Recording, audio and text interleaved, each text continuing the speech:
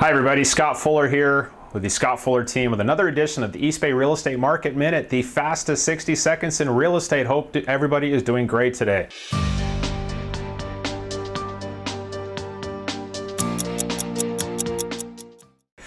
Okay, today we're going to be talking a little bit about what happens when you are purchasing a home and it doesn't appraise, or if you're on the other side of it, you have a home that you're selling and the buyer has an appraisal that doesn't appraise. What happens? Okay, we're going to be talking about that. Before we get to that topic, as always, on our website, free resources, free, use them please. We pay a lot of money for these. We hope you get some value out of it. We know you will.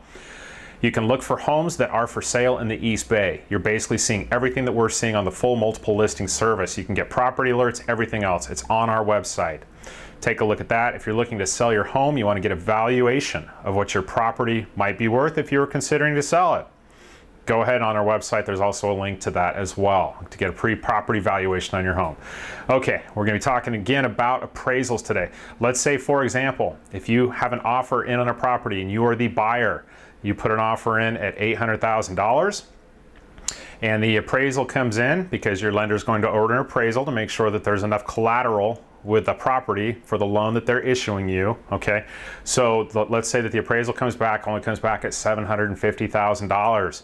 If you're a buyer in this situation, it gives you a way to be able to negotiate with the seller to get that sales price from $800,000 down to $750,000.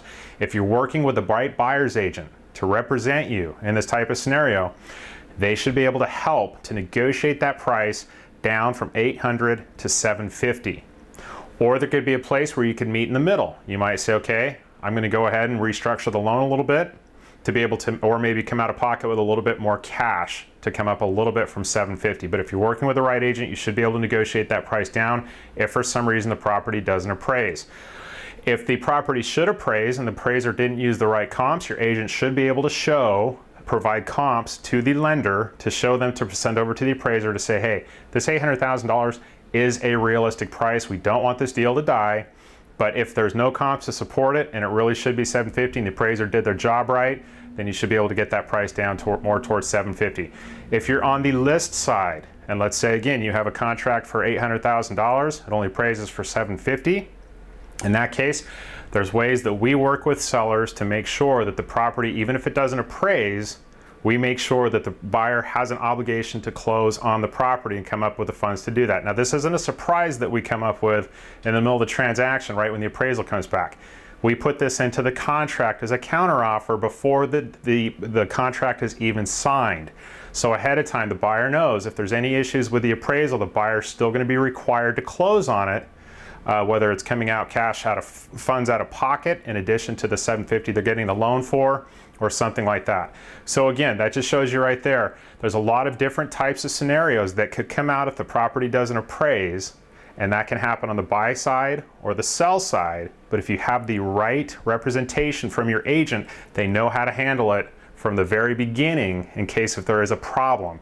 So they're looking at it from the very beginning. If there's a potential issue, how are we going to handle it? They're looking at it down the road halfway through the transaction. If the appraisal doesn't come in at value, here's what we need to do now. So that's why you need the great representation that we provide here. So if there's any questions that we can answer for you about the real estate process, whether it's buying or selling, feel free to contact us. As always, our contact information is on the website. Appreciate your time. Thanks for watching. Hope you're having a great day. Take care.